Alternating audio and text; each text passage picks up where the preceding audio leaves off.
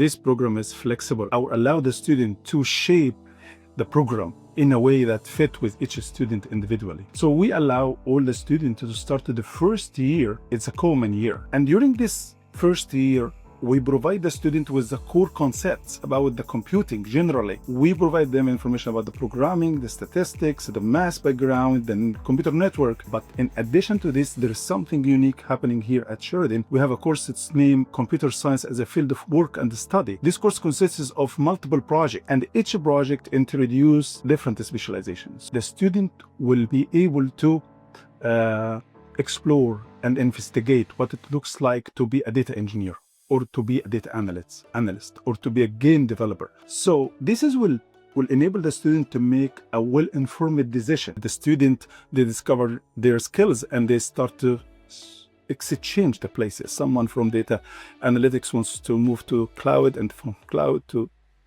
data analytics. We designed it carefully to avoid repeating so many courses when you decide this. And we supported the student to switch between specialization until the end of the second year with minimum number of courses that they need to retake or to reach back.